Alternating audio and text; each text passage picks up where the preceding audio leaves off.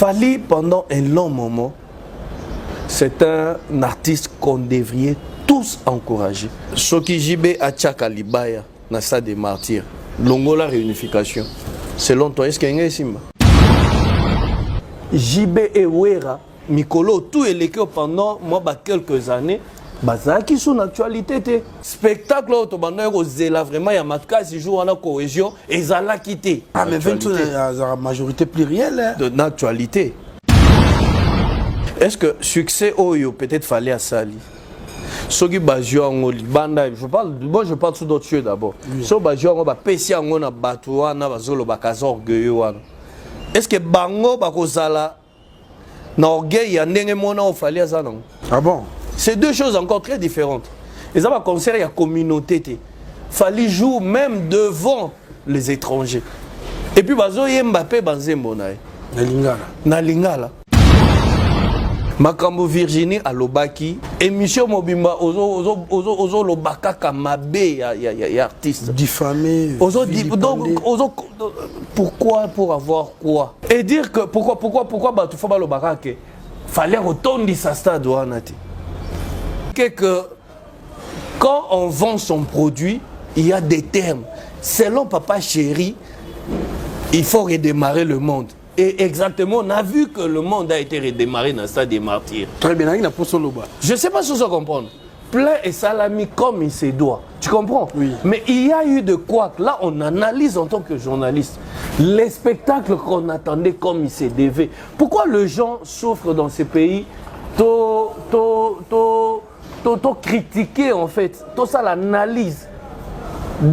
Parce qu'il y a des critiques où il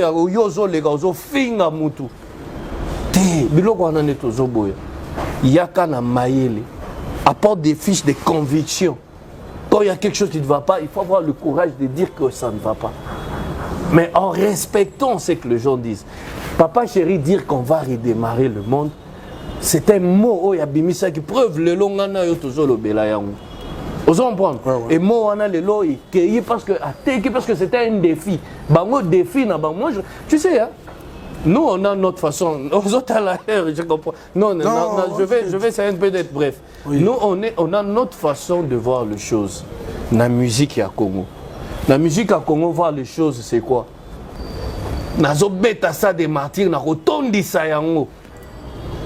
On peut voir les choses en tant que Congolais, Nebiso Mona, na rotondi ça yango. Il faut vous appeler optimiste. Excusez-moi, oye otondi ici. Mais quand on dit ça, tu viens présenter quoi? Tu viens présenter la musique, tu viens présenter les spectacles, tu viens présenter l'art. Il faut tenir compte de gens qui sont venus au Tondisiwana et ça pour présenter le comment. Mais ce qui est le Corona, il y a eu de quoi? Eux-mêmes, les artistes de Wenge reconnaissent qu'il y a eu de quoi dans le concert. Ils ont reconnu. Moi, j'ai suivi Emilia. Emilia a reconnu, c'est là. J'ai suivi Manda Chante, il a reconnu.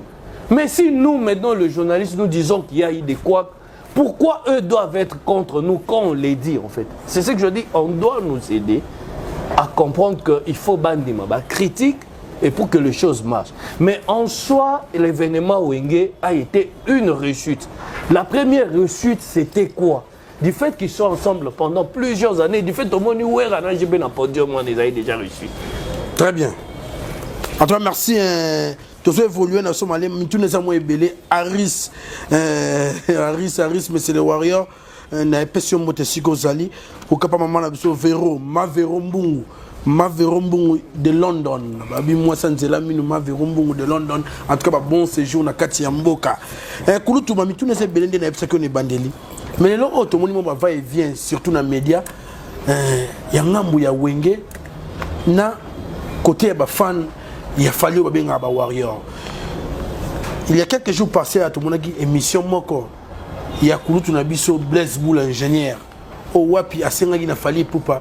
Soyu moyen zali. Ameka ko senga na ba fan na e. Ba chamwa mai.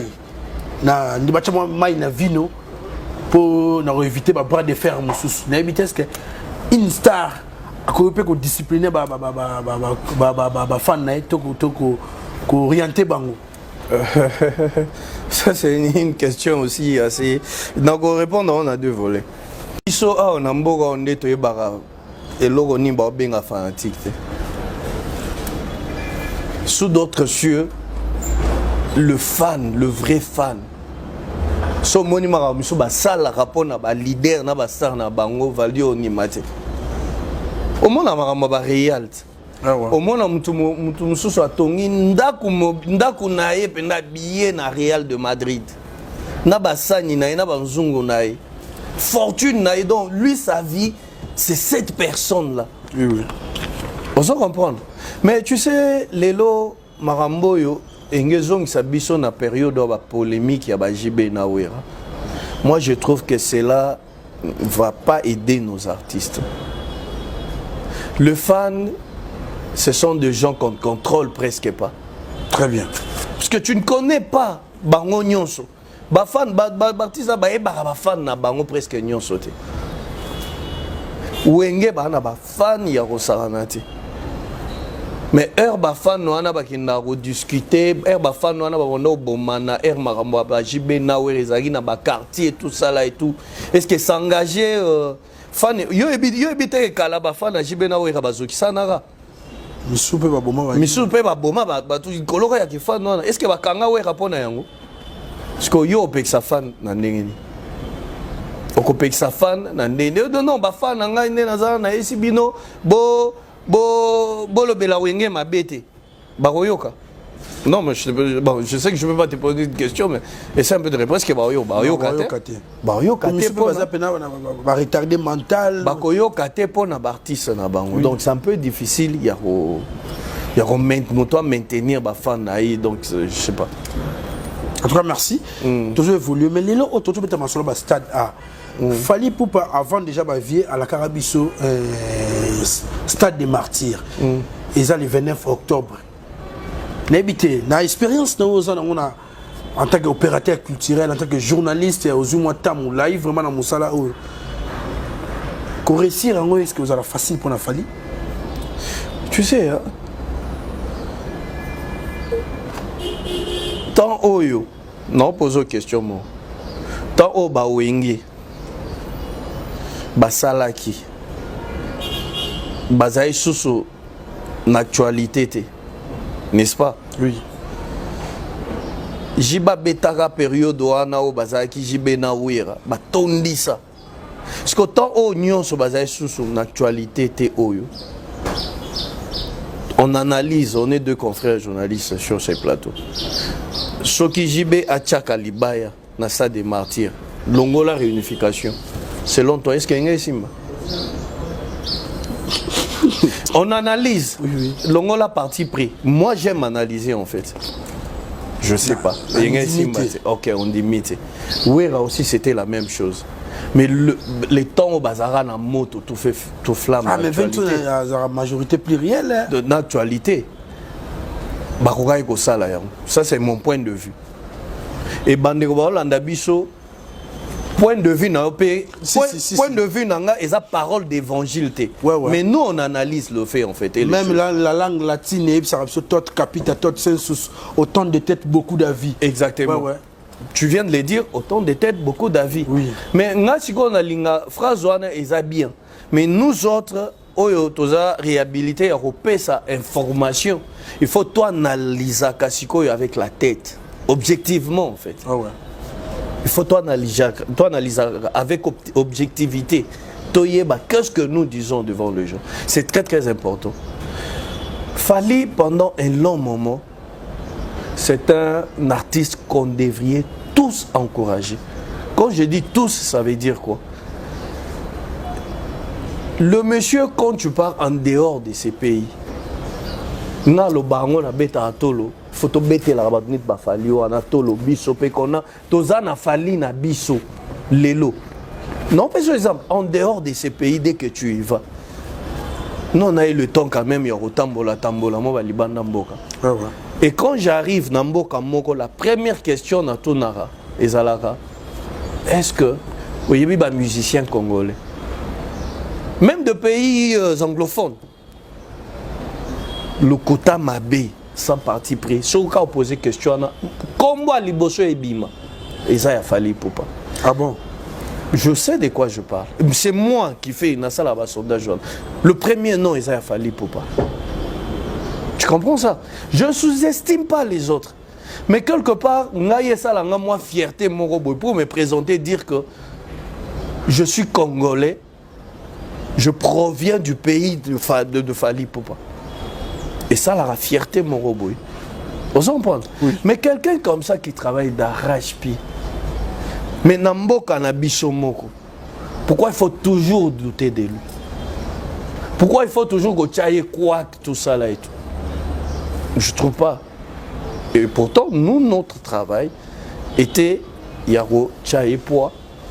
Moi, je vis de gens, c'est mettre, entrer à Rossa l'analyse, de journalistes de surcroît. Émission Mobimba, ozo lo bakaka mabe ya artiste. Diffamé. Donc, pourquoi? Pour avoir quoi dans tout ça? Et dérangera pas attaquer homme métier. Non, mais ça dérange. Nous, on est là pour accompagner les artistes, je te répète. On est là pour... Pourquoi sous d'autres choses, on est là pour accompagner nos artistes. On est là pour les accompagner. Enfin, passer leur actualité, kolobela bango, vanter pe bango que tout ça pe nawe bawe ya biso. Et dire que pourquoi tu fais le barake, fallait retourner sa stade wanati. C'est pour gagner quoi? C'est un artiste qui a déjà prouvé de quoi il est capable. Azana ba fan nae o balingue presque partout dans le monde. Abeta va concert presque, je dis bien presque. Et puis va concert au fallait abeta la libanda ya mboka. Et ça va concert il y a communauté. Ah bon? C'est deux choses encore très différentes. Et ça va concert, il y a communauté. Fallait jouer même devant les étrangers. Et puis bazo Mbappé Banzembo na lingala. C'est quelque chose de bien. Les gens diront, ils vont balo ba connotation nyonso. Déjà juste quand kanazui affiche ya Fali ya Pamba na che yango na Facebook na page dans en tant que compatriote. Parce qu'il joue, Bakomelinga déjà que non, Aza Warrior. Na Babenginga Warrior. Est-ce que tu comprends? Mais un Achaki a Wenge. Des poids des mesures. Je n'ai pas vu Bafan y a Fali Bayolo Bananga Warrior. Pour Nachi a Wenge plusieurs fois, même dans la statue Nanga. Nga na embi banzembo Wenge na car na tie na ba statue Nanga na biso toza Wenge. Omoninga naza fan à Falite, mais naza fan à Wenge. Je suis journaliste, je l'ai dit. Parce que dans la chanson, on a l'isolo palpable. Mais si Fali fait la fierté de la musique congolaise aujourd'hui, pourquoi je ne dois pas les dire? Pourquoi? Mais non, c'est comme... Mais si je l'ai dit, oui. Et qu'on change un ligne, parce que c'est une vérité, c'est une information. Mais non, Kulutu, les lots... Baminduk les a braqué car sur Fali n'habité. Braqué ça veut dire quoi? Ngai? On a mis presque nous sommes besoin attaquer car Fali même la presse n'a biso bandisang. Non mais question oui c'est la base na yango. Et on dit on comprendre les logos ça la base na yango. Selon ces derniers, Fali est orgueilleux, prétentieux, tout ça. OK. Moi je l'admets. J'accepte qu'il peut être orgueilleux, prétentieux comme ils se le disent. Lelo, c'est monsieur là partout où il va. Azana moi notoriété moko boy. Est-ce que succès oyo peut-être fallait à Sali? Soki bazio en libanda, je parle sur d'autres choses d'abord. So bazio en ba pesi en na batwa na bazolo bakaza orgueilleux wana. Est-ce que bango bakozala na orgueil ya ndenge mona o fallait azana? Arrête de Pierre! Yokelanga eloko oyo restaurant business class VIP Bruxelles. Yeah! Restaurant business class VIP. Yeah! Ouais, zali na ba cuisine spécialisée na ndenge ya mukiete lokola cuisine spécialisée congolaise pe africaine. Awa soki okoti biloko tu ya mboka okoliango joli kitoko. O makayabu kwanga mbinzo ndakala okoliango joli kitoko awa bilubutu elambamaka awa bongo biloko ya kotumba lokola soso ntaba mbisi awe tumbamaka joli kitoko na niveau ya kosakana te olie oza mobimba na restaurant business class VIP na Bruxelles bazali pe na mobange na salle oyo baorganizaka baaktivité ya ndenge na ndenge lokola basoirée baanniversaire mariage conférence pe baaktivité mosusu ekoki kosalema awa ozotuna ngai soki ezali wapi restaurant business class VIP na Bruxelles ezwami na adresse oyo 39 boulevard Jubilé Bruxelles 1080 métro Riboucourt l'une 2 P6 30 51 arrêt Jubilé awa na restaurant business class VIP na Bruxelles yango nde nzambe ya babilubu o etali ba congolais pe ba africain c'est naturel gardez bandi na yo toujours Placide et Bio, le patron de business class. Moi, je te donne un exemple. Mobile Moussa Rovanda, Nazara Mobuluté, Ngai Nara Mobula Basité. Moutoumsa Loba Mobula Basité pour occasion, opportunité, ya Kozala Nambongo. Nako mona bikela mu ya mystique liboso na ezati. Eza exemple mon terre à terre. Madame nanga limbisanga pardon place azali. To pesa exemple. Oh maman Moussala. Oh maman Moussala. Oui oui. Elle dit le bisanga place ozali ngonda. Vous comprenez? Donc tant que le baboye, c'est pas donc au moment que ozol bagenga pecharaté na ramobuluté. Parce qu'aux yeux, occasion, opportunité, on a été. Je suis au bilog, les choses qui vont avec. Et pas qu'on la met pas. Bah, na mutu no na mincho et pas. Total, la chua, ramo boulot, ramo boulouté. Pour mingi peut-être, Joana comme ma fière, tout ça. Non. Quand Fali passe à la télé, pour dire que Stade des Martyrs, on a détourné, on a retourné plutôt. N'est-ce pas? Oui. Est-ce qu'à lobby m'a bé? Azo mi vendait. Il y a sa produit. Alors ça la promotion. Et papa chéri à lobby, on va redémarrer le monde. Dans ça des martyrs. À lobby m'a bé. Mais pourquoi il fallait à lobby qu'à détourner ça des martyrs et m'a bé? Papa chéri à le bango nini le wera tout ça ba lobby à part bango na minute donc ça dit bango mabele wenge likamomboka mabele ça bango ba chef coutumier likamomboka tout ça là et tout est-ce que ba lobby mabe mais sauf fallait à lobby que marambo ngana sali mon côté à ko sala yango soit à sali en côté tangelanga 2 ou 3 personnes moi je donne des exemples hein, qui vont avec. So lobby tangelanga 2 ou 3 personnes ba sali makambo nga na sali ou bien so indeni. A lobby mabe biso la musique to mesana que artiste a miku misaka. Et moi tu ye moi que na loba susu nga vraiment so na cheki moi na bandal. Oui ba poanya loba bon parce qu'il est capable de faire tout ce que ba vient na ye ba lobela. Et puis nulle part, je répète encore nulle part. Je vis Fali pour pas parler de mal de Wenge. Nulle part je vis Fali pour pas manquer du respect au Wenge. Je dis bien nulle part. Pour total à la bémission.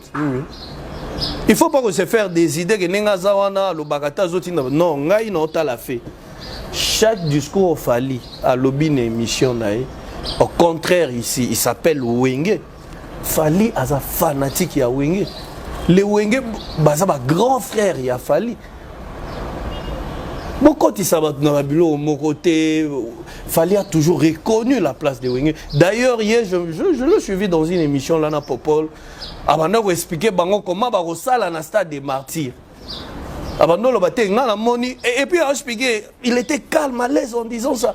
Nga moni nenge saboye baya na ba pété na bangote ya nenge bazaki ozo comprendre nenge ba zongi donc ba comme ba zonga nenge bazaki kala que fondé boye wera boye tout ça a faut expliquer pour ça sali bongo tom chego baby sa game tout ça ozo comprendre alors bakiango donc il est en train de voir de loin ce qu'il disait.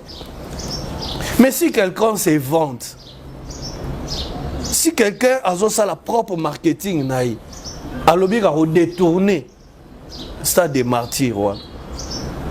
Papa Chéra lobby, on va redémarrer le monde. Pour moi, je ne vois pas le mal.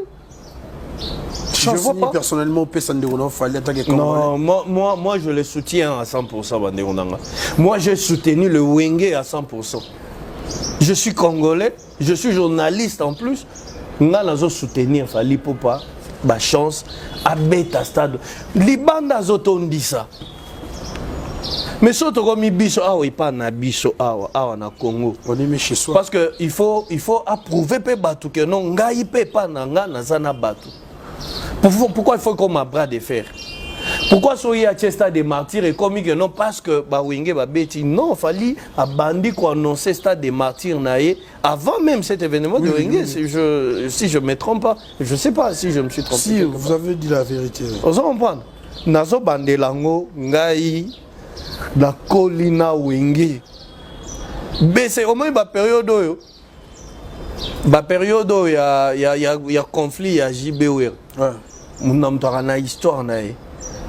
Pour na parler zaki pendant no biso BCBG ma soeur ma grande soeur nangai Solange Moujani que je salue en Belgique maison mère ya osakana tezo yinda tokolina ba histoire wana tokolina ngo mais le lot tout le monde be mission pe moi belé tout le monde leader charismatique Papa Chéri Binadam avec pe ka face à ndeko na son no lesika puis à émettre expression na moni les épées bandeko mususu batuna une question sur la vitesse de la musique il y a bandeko baye na sima na bango Papa Chéri a qualifié musique na musique à grimace abi il y a musique à vitesse à lokuta alobi c'est la tricherie batu bazo sala bana vitesse ya malamu ezali mettre Gims na lekina daju pour tout le monde stade de France tout le monde des parc des Princes n'habite analyser comment analyser on non c'est ce que je te fais comprendre que oui.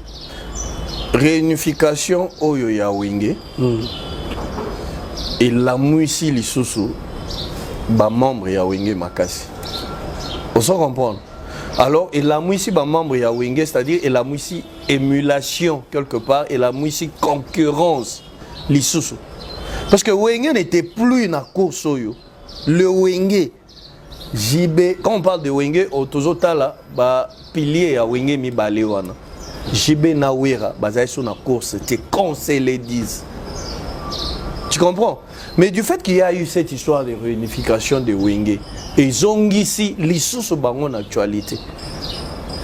Et accepter que Maître Gims, Baza Makasi, Dadjouba Makasi, et refuser Fali quelque part. Moi, je trouve que Papa Chéri devrait encore y voir en tant que leader. Parce que le vrai leader, ce sont des gens qui acceptent d'autres leaders aussi qui viennent. L'acceptation de soi. Tu comprends? Et puis, il faut pas comprendre que Naocho Bandelango, les JB, ils ont fait carrière. Ils ont prouvé de quoi ils étaient capables. Mais pour le moment, il y a des gens qui viennent. Et les gens là, ce sont leurs jeunes frères au Baoya Lelo. Entre autres, le Fali Poupa, le Ferrigo là. Héritier Watanabe. Héritier, il faut batailler dans l'Isoumalon. Pas au Kende. Azo Kende, il est déterminé. On voit les artistes qui sont déterminés. On s'en comprend. Il faut aujourd'hui le vieux là, qui ont vécu, accepter dans le loco, l'acceptation aussi de ces pays. Je suis vu dans l'émission, il n'a pas refusé. Il sait qu'il y a bateau, ce qui y a relève, parce que tu ne vas pas rester éternel. Il y a le moment, même le Fali dont nous parlons aujourd'hui, il y aura un moment qui va passer aussi. Et lui aussi doit accepter de gens qui viendront après. Même le Fali. Donc ça dit Marambo, ni t'étais les gars, les lobes Michael Jackson, Bazati, Bissotou, tout ça, Feber. On va passer. Maintenant, c'est comme si l'homme se choque. Rappelez Papa Chéri pour tout quelqu'un à prononcer qu'on a mis un jeune bazar respect envers Bangote. Oh, tout le monde journaliste, moral le cas qui n'est pas dans les réseaux sociaux, lobby que nous devons fallu respect n'a pas ça rabat JB tout le monde dans les musées par Popol et ça hypocrisie. Non, au moins respect à Kouloutou, il y a très important. il faut toujours respecter les gars qui ont vécu. Oui. Balobara, Munoko ya Koko et Lombara solo. Mais Lombara toujours Marambouya solo. Les jeunes artistes doivent respecter les vieux artistes. Vous comprenez? Oui. Mais si vous dire que respect, il y a hypocrisie. Moi, dans un journaliste, moi j'aime les faits. Ouais, ouais. Ils ont dit juriste, moi, ils ont dit que vous êtes hypocrite. Pendant que vous avez na leki na TV, vous avez manqué au respect. Mais tu penses qu'il est derrière ta tête. Parce que moi, quand je dis que je n'ai vu nulle part, Fally manquer du respect à ces vieux de Wenge. Non, non, non, non, pour les vieux naïfs, Fally est des bandales. Wenge est des bandales. À chaque fois, Fally a bêta disco. On dit, vieux na biso Wenge. Bateau, la kisa biso banzela. On se comprend. Alors, vieux à quartier la tente. Fally alors vieux naïf à Wenge. Alors, vieux à Wenge, il faut pas payer sa petite na bango chance. Pour à moi, na bango ya mabele. Les lois à fierté. Si aujourd'hui on parle sur d'autres choses, tout le monde Fally a reçu. Pour Fally à la voix, il y a rumba karaté. Si tu acceptes Maître Gims, ça accepte aussi Fally. Parce que Fally, musique naïe, azo sangisa. Les lois battu sur les bandes, on sait que la musique naïe. Alors ça la rumba. Or que le Wenge bango baza rumba 100%. Mais Fally a voyagé à quel voyage sur le plan musical en fait. Vous comprenez? Topé ça y chance. Topé ça y chance. Moi na lobara soki to za na mboka o ba pesa mutunet Fally pour pas na chance. Les lo penda na ba state wana on comprendre penda ki ba telemi boye. Biso tanto kola parce que moi j'aime la musique hein. Ouais ouais. Moi je suivais toutes sortes de musique. La musique étrangère parmi tunanga na bando yoka mingi, il y avait de big R. Kelly. R. Kelly. Nga bando la R. Kelly na ba slow na iti lelo na zara ba sélection na karna oka. Mais le jour que j'ai vu un Fally pour pas des bandales. Pour R. Kelly c'est un grand aux États-Unis frère. C'est un grand. Vous t'as coach ça c'est Lil Jon. C'est un grand. Mais quand je vois un Fally pour pas des bandales aller faire un featuring aux États-Unis avec un R. Kelly. Ah, papa. Un Congolais comme moi, mon frère. Pourquoi ne pas l'applaudir? Nos pères de Nice, on applaudir. Or que Congolais toujours monté à ma baie. Oh, R. Kelly, si là qui t'a manqué comme ça. Est-ce que tu comprends cette mauvaise foi-là que nous avons dans ces pays? Est-ce que tu comprends ça? Merci Carlos Mudjai. Tomo comment on se va na souka ya maso na biso ya